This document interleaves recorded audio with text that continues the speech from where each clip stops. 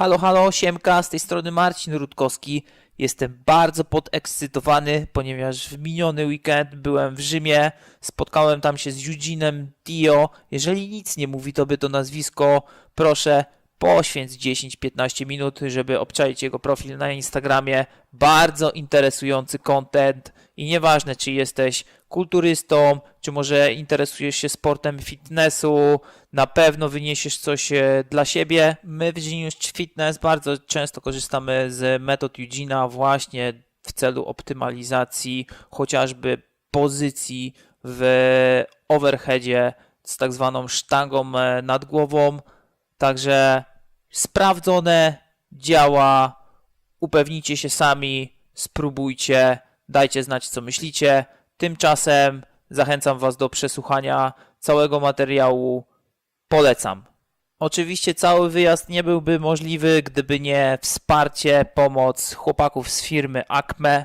Chłopaki bardzo interesują się tym, co dzieje się szczególnie w sporcie fitnessu, interesują się crossfitem, za co chylę im czoła, aczkolwiek są zupełnie z innej branży. Zajmują się dokładnie kompleksowym wykonaniem posadzek żywicznych wraz z montażem instalacji wodno-kanalizacyjnych, cokolwiek to znaczy.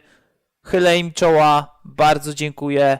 Mega robota, chłopaki, trzymajcie tak dalej. Dzięki, że wierzycie w nas i wierzycie w cały sport. A przy tak zapracowanym okresie korzystam z pomocy firmy Solve Labs. Mają super suple, także jeżeli będziecie mieli kiedykolwiek tak intensywny jak okres jak ja, gdzie będziecie musieli wytężyć mocno swoje mózgowie, chłopaki mają super staw, polecam serdecznie. Na hasło Eticast wpada 10% zniżki, także upewnijcie się, że skorzystacie z tego. Jeżeli chodzi o jedzonko, korzystam z cateringu firmy foot-calves.pl. Jako osoba z przeszłością, z dolegliwościami trawiennymi, serdecznie z czystym sercem mogę polecić. Jakość pożywienia jest mega, cena jest rozsądna. Wszystko jest zgodnie z waszym życzeniem, także serdecznie polecam Fit Cooker, obczajcie. A teraz zapraszam podcast numer 2 z Eugene'em Teo. Bawcie się dobrze. So excited for episode number 2. I was last week in Rome, met with Eugene Teo. Eugene Teo is incredible guy. If you haven't heard about him, please make sure to visit his Instagram page and ganbarumethod.com website before you start to listen to this podcast, and make sure to check out his schedule for upcoming events, as it is really mind-blowing knowledge about human movement, how to optimize your health markers, etc. So, episode number 2, Eugene Teo, enjoy it. Today I am with Eugene Teo. I hope I not mispronounce your name. Perfect. I get Teo a lot, but Teo is correct. Cool. We are in Rome. Saturday and Sunday you had your workshops over here. This is the main reason why I am here. For audience in Poland, because I think people are not familiar what you are doing, who you are, etc. If you could just give a brief insight. Brief. How to be brief? I first started out in this industry, the fitness industry, as a personal trainer many years ago. This is going back a bit over 10 years now. I've always grown up training in gyms, and my first, exposure to something as a competitive sport was bodybuilding. So around 10 years ago, I started competing in bodybuilding shows, and all my training was very much centered around adding muscle mass and building towards that bodybuilder physique. And through that, I would always try to seek ways to improve my physique or to learn better ways around how to train my body. And that's what led me down many different pathways, where I have the mindset where I'm always going to want to learn from as many different people as I can. And it won't just be a bodybuilder learning from other bodybuilders. I was fortunate enough to be able to be learning from many other different athletes from many different sports, many different backgrounds, across dance, gymnastics, across just your typical sports like football, rugby, soccer, tennis players. martial arts, and all those different exposures and all the different coaches that I worked with over the time helped to me formulate a very, I guess it's seen as different way to train from the outsider. If you don't have a lot of experience with what it is that I do, a lot of what I do seems very unorthodox or very weird or very unconventional. It's never been my goal though, to be unconventional or to be strange or to be weird. It's just been me trying to make the most improvement that I can to my physique in terms of size, muscle mass, strength, performance, injuries, all those things. And that's what sort of molded what I do. And then that's what, I guess, the unorthodox nature of it is what then attracted people to wanting to learn from me. So it started at just me being a personal trainer and working with people who are in my gym, only gym that I worked in, and then eventually that just organically very much grew into a bigger coaching brand where I worked with people all around the world, and that then became educational courses. And people their initial reaction from a lot of what I do is like, oh, it's so weird, it's so strange, you're just doing it for Instagram or something like that. But then they start to do it and they start to realize, oh, it's actually very effective. I want to learn more about it. Or they might read a little bit more about some of the whys behind why I do what I do. And again, it starts to make a lot of sense. Like, for example, the shoulders. I would look at the shoulders as a bodybuilder and say, okay, if I ask a bodybuilder how to grow shoulders, they'll say you do your different dumbbell raises and you do your presses. If you ask a powerlifter, they'll say, I'll do a lot of different presses as well, and your shoulders will grow. And that's definitely true. But then I'll look to other athletes, and I'll look at different things like circus performers, or acrobats, aerialists, the ones who are doing all those different acrobatics off the silk straps and the hanging ropes, hanging straps, and they have some of the most robust and well-developed shoulders I've ever seen, more so than bodybuilders. Like, not so in terms of the size, but in terms of the completeness to their shoulders, where they have this very three-dimensional capped look to their deltoids that not all bodybuilders have, and not all powerlifters have, not all lifters have, but all gymnasts or acrobats who do that aerial strap rotational work, they have these well-rounded shoulders. So I would say, why would I want to go learn from a bodybuilder? I'd rather go learn from these acrobats. What are they doing that I could then apply to what I'm doing? I'm not going to go do acrobatics. I'm not coordinated enough for it. I'm not patient enough for it. But what is it that I can try to mimic that they're currently doing really well? What can I try to do that would help my physique?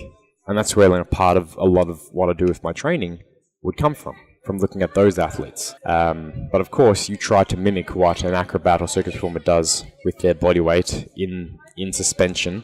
You try to do that with dumbbells, barbells, cables. It looks a little bit different. It looks a little bit different to your typical press, pull, curl, squat movements. And that's what people get intrigued by. And then that's what sort of draws them into say, okay, I want to now learn about what you're doing. So I've been fortunate enough to attract a lot of different people to come work with me.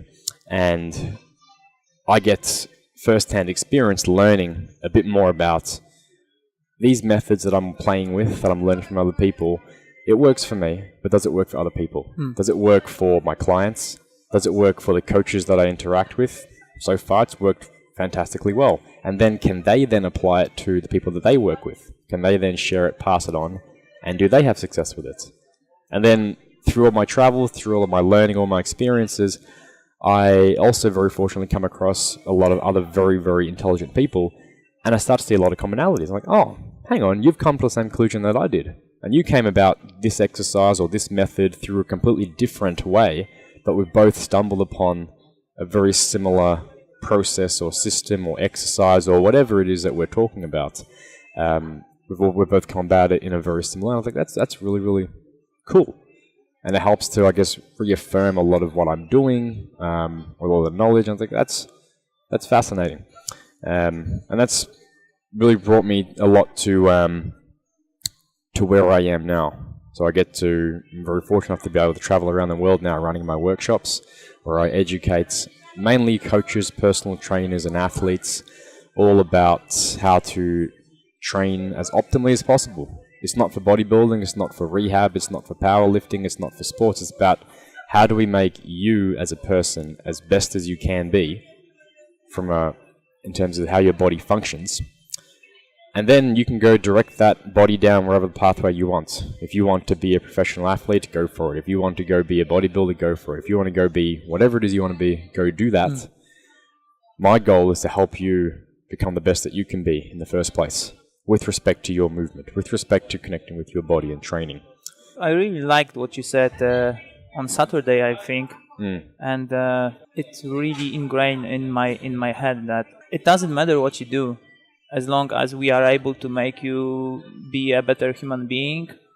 So, like a couple months ago, I had a seminar with I don't know if you are familiar with functional range conditioning. Yes, FRC. Yes, yeah, yes. FRC stuff. So. Firstly, I was exposed over there to like big toe extension and how it carryovers to your training, to your movement, etc. And the guy, I don't remember his name, but it doesn't matter. Said, I don't give a shit what you are doing. Either you are weightlifter, crossfitter, or bodybuilding. You have an issue if you are not able to raise your big toe. So if I could say something like describe you or compare even what you are doing right now to something, it would be like functional medicine and conventional medicine. I think you are looking after the roof of causation. So you just want to kill everything in the roofs. So really cool approach. Thank you. I wouldn't necessarily call it medicine, but I do find I try to blend a lot of the real science with a lot of bro science, or I try to explain a lot of the bro science out there in terms of like people saying, "Oh, this works for me." I'll say, "Okay, why does it work for you?" I'm curious as to why it works for you, because I genuinely want to know. I want to try to understand it more. Like a lot of people say, "Oh, you do this bench press and you'll grow your upper chest." And I was like, "Okay, I'm going to go do that, and it might work for me, and if it does, I'll then want to know why. Or if it doesn't work, I'll say, why didn't it not work for me, but it worked for you?" I want to explain the bro behind that bro science, because I think there's a lot of intelligence out there that people potentially aren't able to articulate. Like, some people would know a lot of things, but they don't know how to then pass it on to other people. They don't know how to translate what they feel within their body to other people to help teach them. So that's part of what I'm fascinated by when I come across a genetic elite person. I want to say, what is it about, what does their genetics allow them to do, and how can maybe I get a little bit of that? How can I train more like them? How can I move more like them? And again, that's I think it's interesting that you bring up FRC, because I mean that's one of those really, really big companies. They're doing a lot of fantastic things, I believe, and people ask me a lot if I've done any of those courses, and I haven't. I've looked a lot into a lot of what they do, and I think it's fascinating, and that was a perfect example of a lot of these different things, conclusions that I've found over my time, or that I've found other people having success with, and then they're obviously teaching it as their own functional range conditioning thing, but it's all out there already. Like, for instance, you would have learned at FRC, wake up in the morning and you do your calves. You can control the articular rotations. Like you do your spine rolls, your shoulder rolls, your elbow circles. You do all this thing, and they've pseudo patented that as their thing. If you're doing controlled articular rotations, it's an FRC modality to improve your joint integrity, your body, your brain's awareness of your joints, and overall muscular and physical health. I was in Hong Kong last week, and every morning I'd walk through the park to get to the gym at like 6 a.m.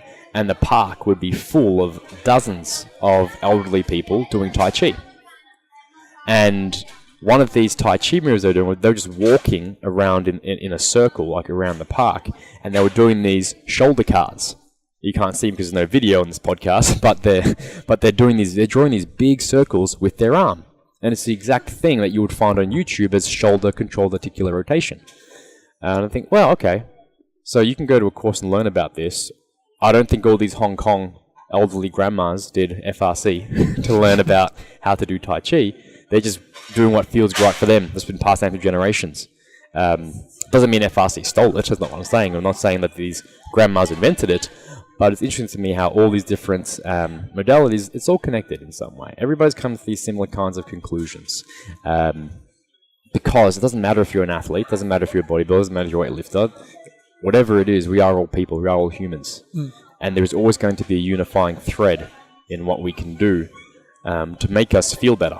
Yeah, like you said on workshop on Saturday and Sunday, mind-muscle connection, right? Yeah. It's the same stuff. Yeah.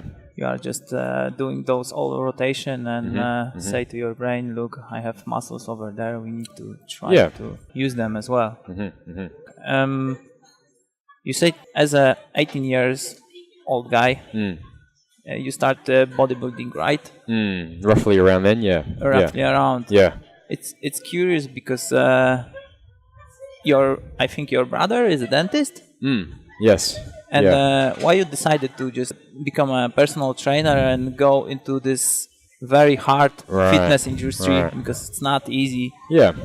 I've always been interested in training. Like when I was 13 or 12 years old, 12, 13 years, I've always been going to the gym. Not going to the gym, but always doing physical exercise. I've always been interested in getting stronger, getting bigger, not just muscular growth. I just was fascinated by seeing how can I get my body to perform better. Like I just loved going for runs back then. I like to really just push myself to that limit. I was very heavily into a lot of different sports growing up in high school. Like for instance, I was doing rowing. Now I'm not sure if you really have rowing much in Poland, but rowing and swimming back in high school were the two most labor-intensive sports you could do, because most other sports, like if you were playing field hockey or if you were playing tennis, you'd practice once a week and you'd actually have a competition on the weekend once a week. So you have 2 sessions in a week when you're actually performing. For rowing or for swimming, you would train morning and night before and after school, and then you would compete on the weekend for like 6 to 8 hours at a regatta or whatever it was. So it's very, very, very intensive on your body because you're doing a lot of work. And a lot of kids would shy away from that kind of stuff unless they were sort of forced into it by their parents. I thought, no, I really want to do this. I thought it was a really cool thing to do. And then, obviously, being of my genetic caliber, I couldn't really perform well at rowing because I'm a short Asian man. And most of the rowers are like 10 foot tall and they're big, muscular people. But I would try to keep up. And that's what first got me into the gym. I was like, I want to be able to keep up with these guys. I want to do as best as I can to get stronger, put on my muscle mass, be able to have more endurance. Because I sucked at all of those things. I remember back in high school, like 13, 14 years old, part of our fitness test was to run 800 meters or just under a kilometer. And I would suck so much at that. Like my feet would hurt, my knees would hurt, I'd be puffed out. It would take most people like 3 minutes, it would take me 6 or 7 minutes, and I'd be just dying. And I wanted to improve at that. So that's what always pushed me to do that. So for whatever reason, like my brother and my sister, they didn't have those instances, or that kind of thing didn't interest them. But it interested me. I was like, okay, well, I actually enjoy this process of exercising and seeing the benefits, both with endurance stuff, but also just weight training. And straight out of high school, I knew that I wanted to work in the gym because I was really going to the gym so much. People were asking me for advice that I want to start working with people. So I did my personal trainer course and started becoming a personal trainer when I was 17, 18. So just out of high school, started working in the gym. And I was still studying at university at the same time. So my personal training job was sort of my part-time job at the time, whilst I got through uni. And then, by the time I finished uni, personal training was going so well for me, and I had no desire to pursue my my university studies any further because I studied business. I didn't really want to go down the banking or the finance routes or anything like that. I was like, I'm not interested by this. I just want to keep doing my training thing. So I kept doing that. Yeah. Really nice. Got the point. Okay, so let's say that somebody wants to start working with you. What is the first thing you're gonna start to working with new client? Like ordinary people, doesn't matter if it's CrossFitter or bodybuilder or... If a client comes to me, the first thing that I always, and this could be not an athlete, it could just be your mother who says, Eugene, I want to work with you as a client. And let's assume that actually could take her on as a client. I would first ask, what is your problem that you want to be solving? What is the thing that you want to be working on? Like, I don't think you have to have a specific goal of, I want to compete, or I want to get stronger, I want to get bigger. But I like to start with identifying or seeing how well the client identifies what their specific problems are. And it may be something like, oh, I have this injury, or I have an inability to grow a certain muscle, or I'm at a plateau in my strength or something, or my problem is I want to be able to get gold in the Olympics in swimming or badminton or whatever it is. But I like to start to deconstruct that.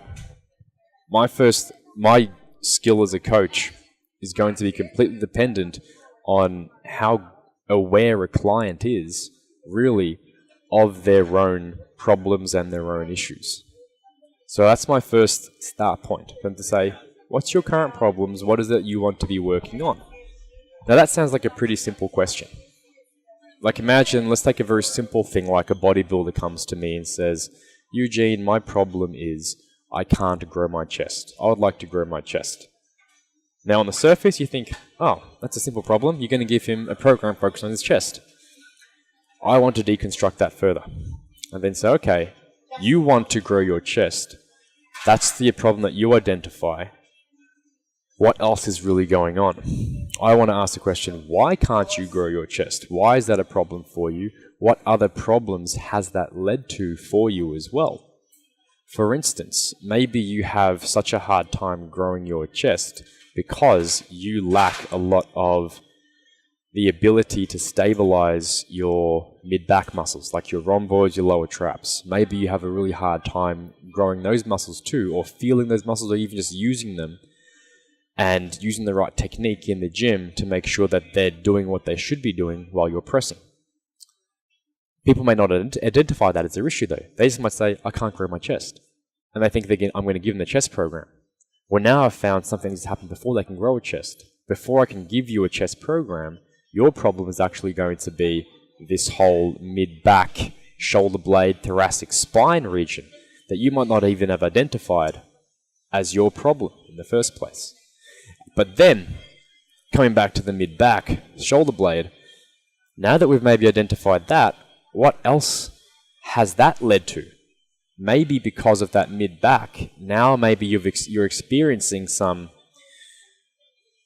weaknesses, maybe some pain, some kind of stuff going on through your shoulders or through your elbows or through your hips. Now we have other stuff that we've revealed that you weren't even aware of. And this will be then when I start taking them through work in the gym, people start to realize just how many problems they actually have. From maybe a biomechanical perspective, in terms of strength ratios, maybe it's more just a mental issue or a mental problem of not being aware of these muscles in space, not having good coordination, not having good proprioception, all of these little things. Now they're being highlighted to them. And then we can start working on improving them from there. We want to get as many different problems, issues laid out and inventoried. So I'll end up with a very long list, a lot of the time, with things that need to be addressed. And then what I would try to do is work out, where should I be starting? What makes the most logical step? So for chest, for example, is the most logical step giving you a high frequency, high volume chest program if you have these 10 other problems? Probably not. I need to be doing the first most integral step to begin with. And we deconstruct and work on what that might be. And that's part of where a lot of my teaching, a lot of my workshops have come from, because a lot of what I specifically teach in my current muscle mechanic workshops is helping people identify some of the common areas that I come across as these roots. Things like the diaphragm and breathing, things like foot and calves, things like the serratus and these mid-back muscles as well. I see these, I guess that's these three areas biomechanically being very, very, very important and foundational. But I mean, you could go even a step further. Like, what if you started looking more on the neurological side and started to look at things like people's vision, maybe looking at people's proprioception, their balance, their total bodily awareness, their sense of their body in space. Like, for instance, a very, this isn't necessarily going to say that you're broken or not broken or anything like that, but if you had your eyes shut and I touched you on your arm somewhere, and I asked you, I want you to point out for me exactly where I touched you, there is a good chance that you might not get it perfectly right. Now, that doesn't mean that you're broken, but that would just be a very simple, crude test of bodily awareness, of proprioception. So I touch your left elbow, and then you're able to identify, yes, he touched me on my left elbow. That'd be good. That'd be a pass in that random test. But what if I touched you on your elbow, and you pointed to your right knee instead? Now that sounds completely absurd. Like, that sounds like, surely I wouldn't do that. And I'll tell you what, most people don't do that, because that is the most extreme opposite of where it could be. But you'll be surprised. If we were to lay that out on a spectrum, lay that out on a continuum and say on one side of that continuum is I touch your left elbow and you point out your left elbow, and on the other end of that continuum is I touch your left elbow and you point at your right knee instead. People are probably not going to fall in either extreme, but they're going to fall somewhere in the middle. And if they tend to trend towards more of the right knee as opposed to the left elbow being pointed out, that might actually be a problem then.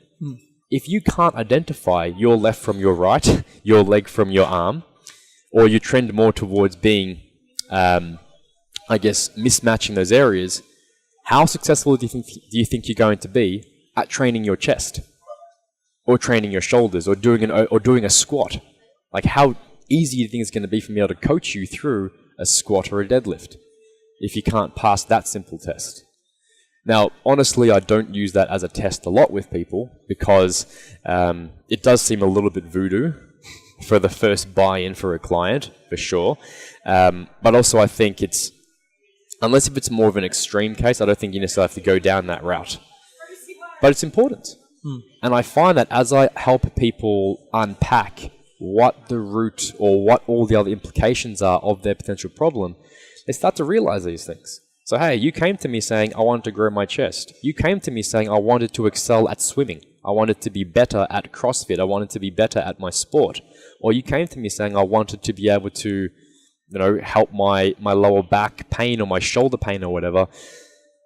It's not always going to be about doing directly chest training or Olympic lifting or CrossFit or more of it. It's going to be about finding what else needs to be laid, what other foundations need to be built up first, because it's part of a much bigger picture.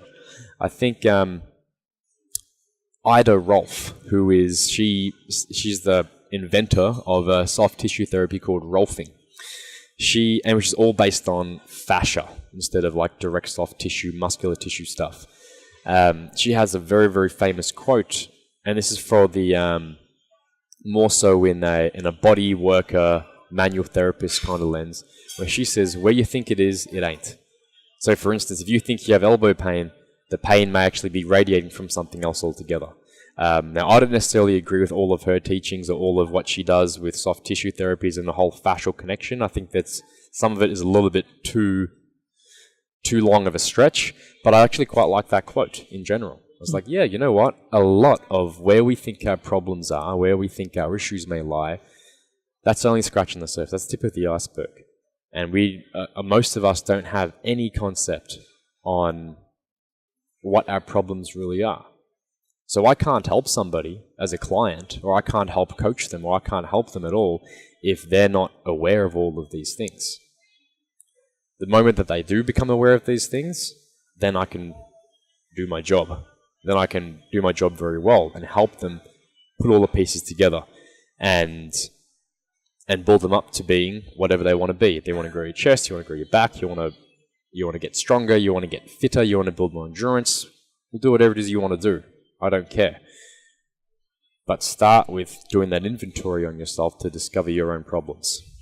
It really makes sense. You mentioned as a big freeze like diaphragm, calves, and maybe not calves but footwork, and mid-back and traps.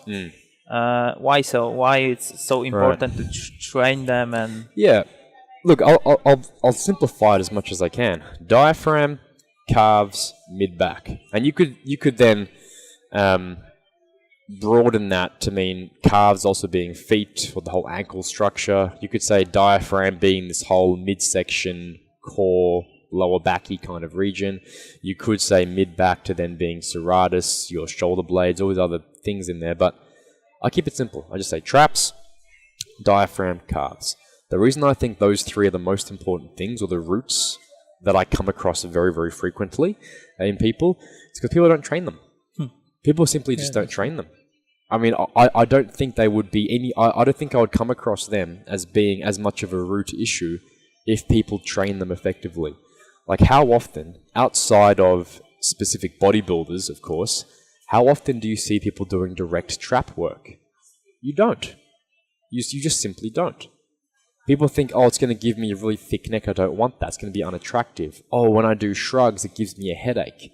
Oh, it's just something that's something that's such a bodybuilder muscle, something that's so far from what I need to do with my sport, I shouldn't be worrying about that.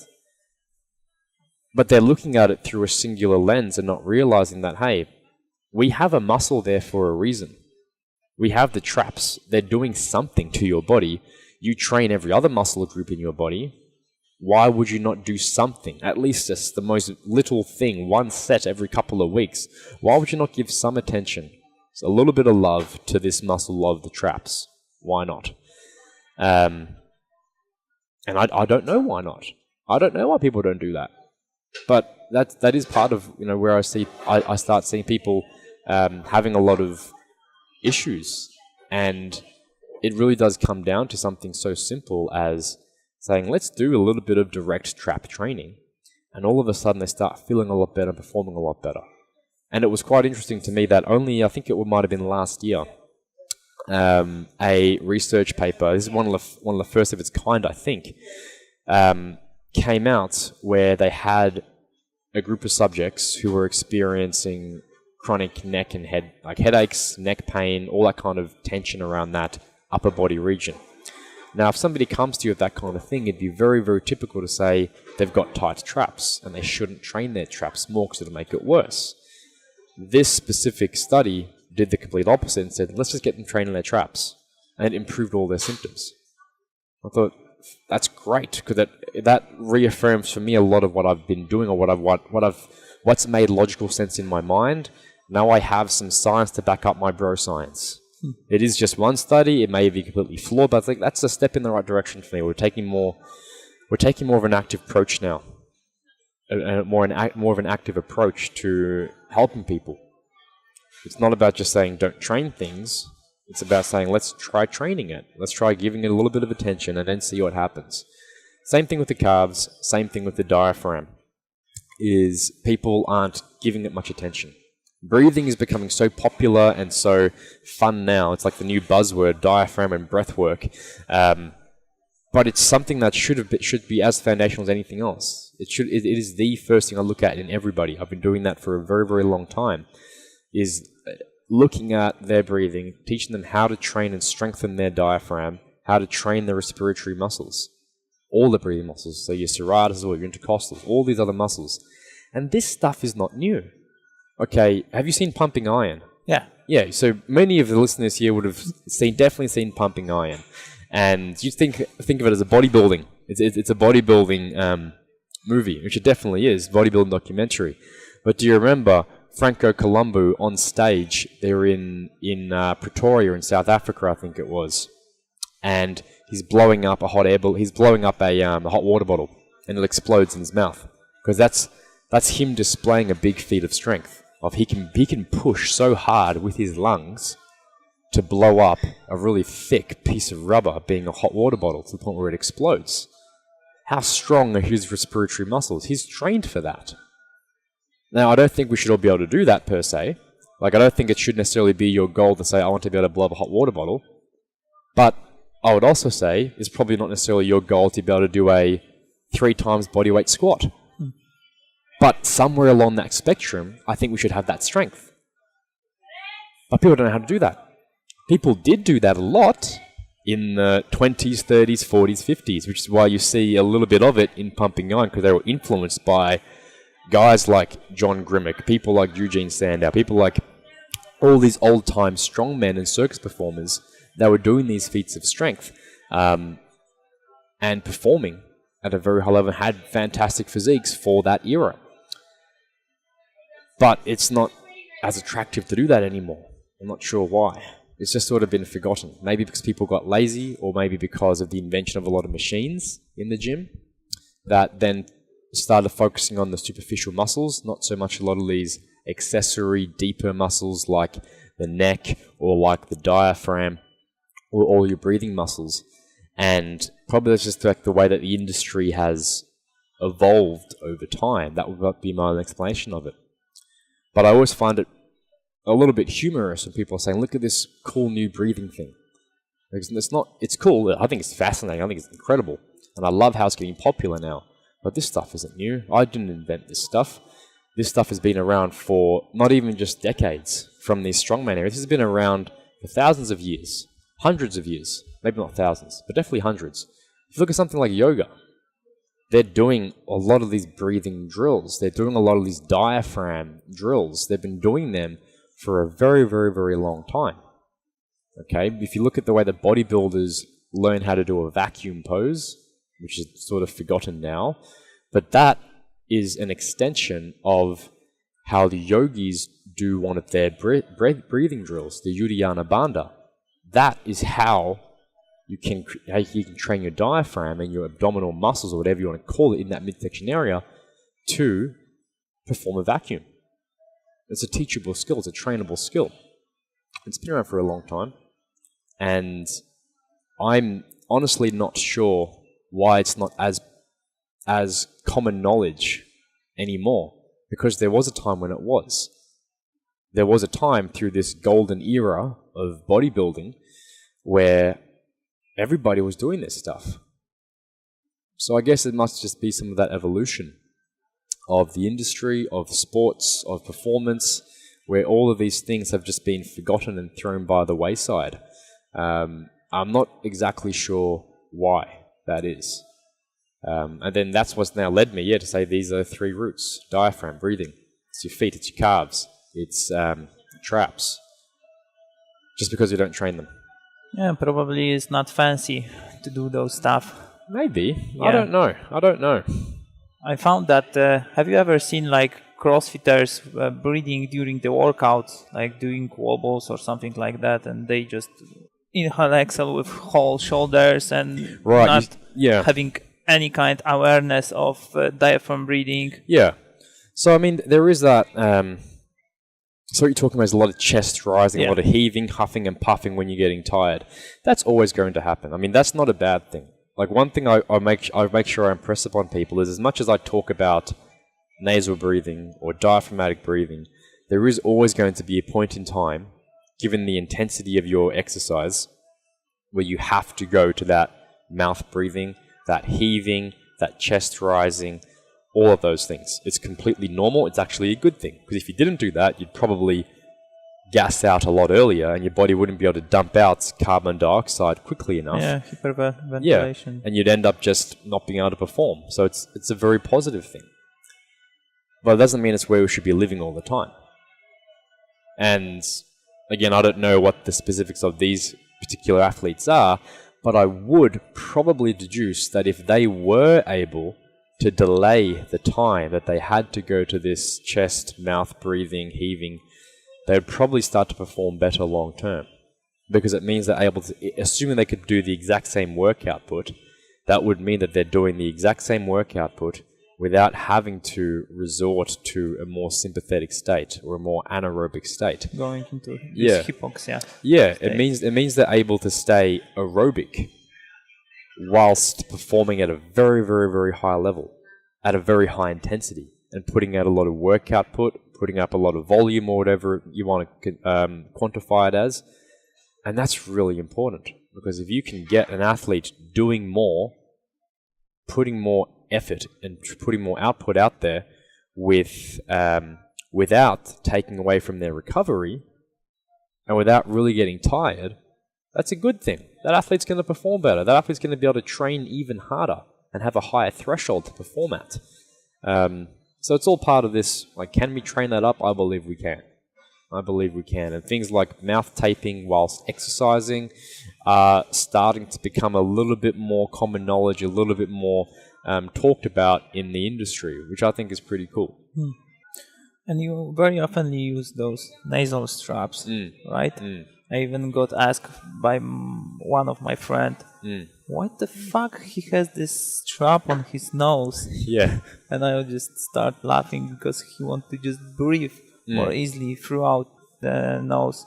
And you mentioned about this sympathetic state dominance. I want just to ask, what is your opinion when like ordinary people, let's come back to my mother.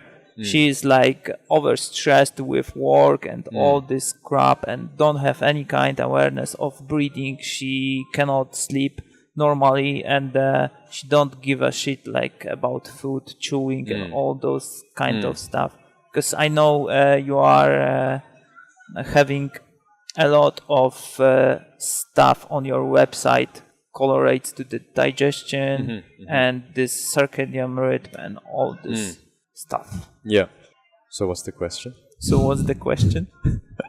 The question is, if you could say, why is so important to back to the basic principle like sleep and wake up every single day at the same time, back to build this circadian rhythm. What is your thoughts about it? Right. So there's a few different ideas around the importance of having some kind of circadian rhythm. I mean, it's a very, very natural thing. Every living organism out there has a natural circadian rhythm in terms of they follow some kind of 24-ish hour repeatable, predictable, rhythmic flow of when they're awake, when they're resting, when they're digesting, when their blood pressure rises, etc., etc., etc. Now, humans, to my knowledge, are one of the only organisms out there that now has a lot of potential to disrupt our circadian rhythms due to the invention of technology, where we have different light exposures. We have 24-hour restaurants where you can go eat at any time of the day. We have this high demand from our workforce to be constantly on demand, to be available 24/7 around the clock. We have social media, which sort of primes us to want to be always doing something, always communicating, always being available, always checking up on other people, etc. So all these little things are taking us away from a lot of our natural lifestyle rhythms. Now, there is a lot of research now put out primarily by Dr. Sachin Panda at the Salk Institute, looking at a lot of degradation of health, maybe not stemming from, but being related to these disruptions in circadian rhythm and some of the issues that may arise from that. And it could be as simple as having different sleeping hours, where something like a lot of shift workers, flight attendants, pilots, these populations of people who, by the nature of their work, have to have disrupted sleep patterns all the time, they have higher incidences of cancer. They have much lower amounts of immune cells circulating in their bloodstream. They don't have as strong an immune response. They have a lot of other degeneration to their bodies. And it's not necessarily a causative thing, but it is a correlation there that he sees across a lot of people. Then he's gone a step further to try to investigate some of the causation in both animal and human models to understand what happens when we start to disrupt some of these natural circadian processes. Very interesting one. I don't think this one actually came from him. It came from somewhere else. I'm not really too sure how well this paper may have been done, because I'm not a science guy, so I can't really dissect things that intelligently. But in this instance, they gave a group of subjects, I think it was just middle-aged women, same amount of calories, same amount of macronutrients, and they either fed them in a typical breakfast, lunch, dinner fashion spread throughout the day, or they fed them in a shorter eating window. Same calories, same macro, same everything, except for the timing of when it came in. And the ones who ate it in a shorter time window So they had more of a fasting period that was aligned more with the natural circadian processes of when your digestion starts to wind down as well in the evening. They ended up improving their health markers like insulin resistance, their glucose markers, inflammatory markers, and they lost body fat, despite being on the same calories, macros as their equivalent others in the study. And that's interesting to me. It's interesting to see just how, and there's a lot of stuff not just related to body composition or weight loss. I think weight loss and body composition are such a small piece of the puzzle, but a lot of health implications from disturbing our circadian rhythms. And if you look at it from something as simple as, if we have a lot of light exposure, that's going to deplete or stop your body from producing as much melatonin. And that's something that directly has been shown to occur, where light exposure does disrupt melatonin production. You'll have less melatonin in general. What does melatonin do in the body? It's not just a signal to tell your body to fall asleep. It doesn't make you fall asleep. It's an antioxidant for every cell in your body. So it's responsible for cleaning out the cells in your body, among many other hormones as well. But it's a key one. It's a very important one. So straight away, if you've got less melatonin, you're not doing as much cleaning of your cells, of your body. So you're going to accumulate a lot more trash, a lot more junk. It won't kill you overnight, but maybe over time, this could build up into something more profound. What is your thoughts with supplementing with melatonin? Melatonin is one of the few supplements that I do supplement with, partly because of my schedule of traveling so much and being in different time zones. But I do recommend that for some of my clients that do have a history of disrupted sleeping and have troubles finding a rhythm with when they should be falling asleep. I think it's good for that. As a general rule, I don't recommend a lot of supplements to people because I think for the most part they are very much overrated. It is hard to find high quality supplements as well that are readily available, that you know that you're getting exactly what is on the label, no more, no less, and nothing else added in or taken away at the same time. But as a general rule, I try to avoid a lot of supplementation and try to do as many lifestyle interventions as I can. But melatonin is one that I think has a lot of potential merit, a lot of benefits, and it's quite cheap and accessible to a lot of people. So what you recommend as a supplementation? In terms of the dose, it depends a lot. I'm always going to tell people start on the tiniest dose possible, so like 0.25 or 0.1 milligrams, and slowly build up from there. Some of the research that's on melatonin supplementation is using 0.1 milligram. So that's tiny. Now, if you go to the shop and grab it off the shelf, most pills will start at 1 milligram. It's already 10 times what a lot of the research has been using. But on the other hand, there is other research where they use, I think the highest I saw was 500 grams of melatonin.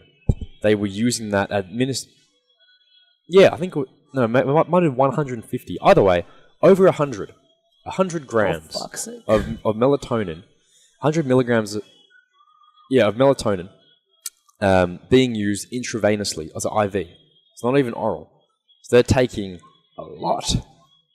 So what should I be recommending people? I have no idea. The safest thing in my mind is say use the tiniest amounts and then titrate up from there.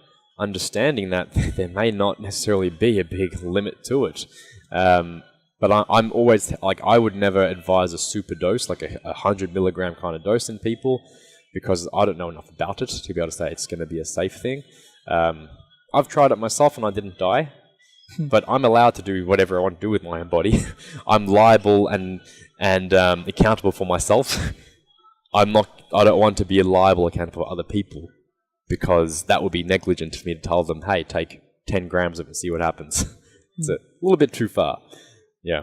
Yeah, so as you said, you are right now traveling around the world.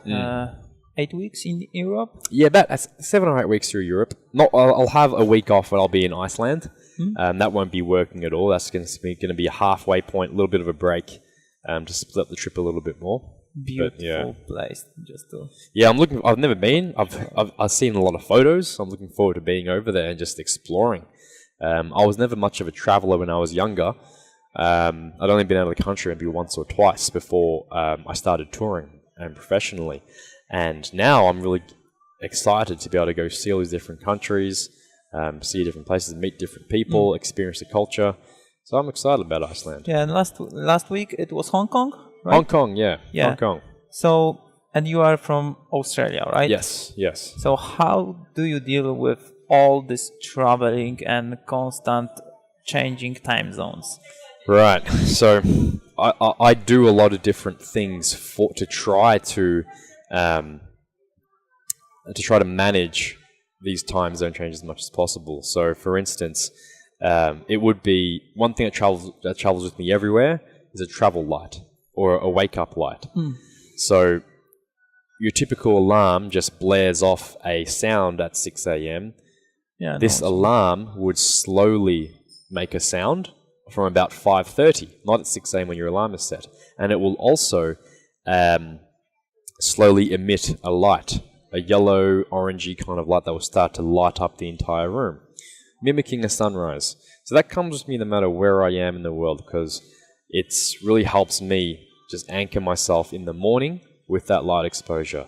I think one thing people overlook when it comes to sleep quality is not what you do before you go to sleep, but what you do immediately upon waking.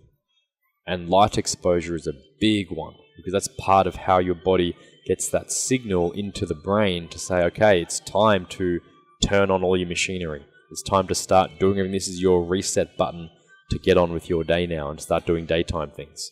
I think as a first thing which functional medicine practitioners ask you to do, you just need to get up, get some sun exposure. If you are not able, as you said, you can use those fake lamps, whatever, and then you need to have tell your body, look, you need to wake up, go have a, I don't know, cold shower or 10 burpees or something like that, because I've been struggling with my health for many years, with digestion problem, with sleeping problem, and all this crap. And it doesn't matter what I done in the past. It's really nothing changed. I start to down-regulate my CNS, so meditate a bit, then just wake up in the morning, get those sun exposure, etc. And suddenly, with time, I built resiliency in my body, and everything just start to working out for me. It's strange that we need doctors to tell us to just get up, how to wake up in the morning, how to get up and move. I feel weird. Like this morning, we were in a rush to get to the gym, so I didn't get to do my normal wake up, get outside, go for a walk, and then eat and then start your day. Normally I do that. I feel weird because I didn't get to do that. I mean, that's part of just a habitual thing that I've done as well. But I do just find it strange that we need to be told by a researcher, by a doctor, by an authority figure to get up and move. To get out, get some fresh air, exercise, get some sunlight exposure. Yeah, that's true. We need to be told that we need to be prescribed these things. And unfortunately, a lot of the time when people do these things, or they're told to do them, they do it for a couple of days, and they're like, didn't do anything, they stop. But it really is something like these lifestyle rituals, like waking up in the morning, going for a walk, getting some exercise, getting some sunlight, some fresh air exposure. It takes a little while to really see the benefits to it. It does take time for your body to heal. It takes time for your body to get into these different rhythms. And a lot of people just don't give it enough time to really sink in and to reap the rewards, and they just jump on to the next thing and say, I've tried it, didn't work. Maybe you got to try it a little bit longer. Consistency is the key, right? Yeah, exactly. Yeah. And it's not funny, but there is a lot of going on your Instagram with people with pre-workout right, dark chocolate and dark chocolate and pomegranate. Yeah. Could you say something about it? These are two foods that I stumbled across many years ago. I was trying to think the other day where or when it was that I started doing it. I couldn't remember because I was trying to think where I got it from as a thing, and I don't know. The first document that I have of it in terms of like a video evidence or whatever, was from a few years ago on my Instagram. I was like, oh, I had this when I was sick. But dark chocolate, pomegranate, they both have in them different types of polyphenols. And these are like chemicals that are found in plants. So all plants have got their own different types of chemicals that aren't necessarily vitamins. They're not minerals. So it's not like vitamin C or vitamin D. It's not copper or magnesium or calcium. They're other chemicals that aren't classified as those things, but exert some effect in the body. And typically it's a beneficial one. So pomegranate, for example, it has these polyphenols that act as antibacterial, antimicrobial, antifungal. They support the growth of new mitochondria. They increase vasodilation, so help with blood flow. That can improve blood pressure. That can improve endurance in training and exercise as well. So a lot of different benefits there. And that's just scratching the surface. Dark chocolate has different compounds in it, different flavonoids, different polyphenols, but it has a lot that improves vasodilation as well. And there are certain compounds in that tend to have some kind of a dopaminergic effect, in that they either stimulate these dopamine-y kind of pathways, or they are precursors that will then be turned into dopamine ultimately, or they are metabolites of broken down dopamine. So they tend to have these kinds of effects in the body to increase motivation and drive and feelings of well-being. So these are the kinds of effects that you want to have around your training. Like, you want to be motivated, you want to have strong output neural drive, you want to have good blood flow, good endurance, and these things taste good as well. So instead of having all these different stimulants, I prefer to put these things in. And then if you want to have a stimulant too. You know, I'm not against that. But whenever I can go to food and get not just a pre-workout benefit, but a benefit that has a whole host of other benefits, I'm going to pick that. Definitely. I'm always going to go down that route.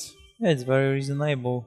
I think like people just take too much pre-workout stuff, then stimulate themselves too much, and at the end of the day, they just, after a few weeks, goes on fumes.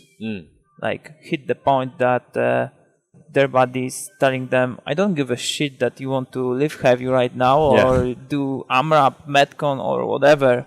I have enough. Yeah. And it's completely shutting down, and they end up like burning out or overtraining, something like this.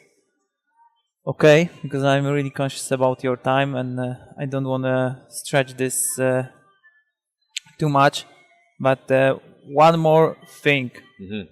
What is your plans for the nearest future? Are you going to come back to Europe over here after these periods, 8 weeks, or? I'll definitely be back because there's been such a big, overwhelming response since last year. I've been to Europe. I've been through Europe now twice, and this will be my third and biggest tour. And I still couldn't fit in wherever I wanted to go. Like, I still need to go through a lot of the other European countries, including Poland. I want to go and visit these places because people are asking to come to workshops. And I tell people I'll go wherever there's people who want to learn from me. You are more than welcome in Poland. Thank you. I do hope to get there next year. Like, I don't think I'll be able to fit it in at the end of this year because I don't stop this current tour. So I go through Canada and the US again. So I won't come back until around October to Australia, and then I might not start up again until November, December, or maybe into 2020. But I do want to be back in Europe, and I'll be continuing the tour. Like, anywhere that people want me to go, I'm happy to go because I feel very blessed to be able to be in this position to teach people, and I get excited. People want to learn from me, so I feel like I owe it to people. If they want to come learn from me, I owe it to them to be there and to be able to make this available to them. Those places that I can't get to, that's part of where my websites come from. To be able to say, hey, if you can't come to a workshop, or if I can't get to you in time, or if you missed out on it or whatever, there's always going to be something that you can get from me in terms of education. So that's where my website exists as a platform to put as much of my content online for people to be able to access. Yeah, so make sure to Google that. Yes, ganbarumethod.com. Yes. I use a lot of your work with CrossFit athletes because I think they need to work on the movement on a daily basis, like everyone. But let's say if you move way more efficiently than somebody else, it's like less costs in energy, right? Yes. So I found that all your brachialis work for elbow pain, this reaching cross-legged isometric reach with the barbell for overhead position, and I even discussed with my one client and my boss as well, because I'm working for him at his gym, Genius Fitness, and he said, "You are going to meet Eugene. Definitely you need to ask him and bring him over here to Warsaw." So I'd love to come. You are really welcome, and everybody is looking forward to seeing you over there. So thanks for today. Thank you very much For making time to speak with me. I appreciate your time. I really do appreciate that. Thanks. Thank you.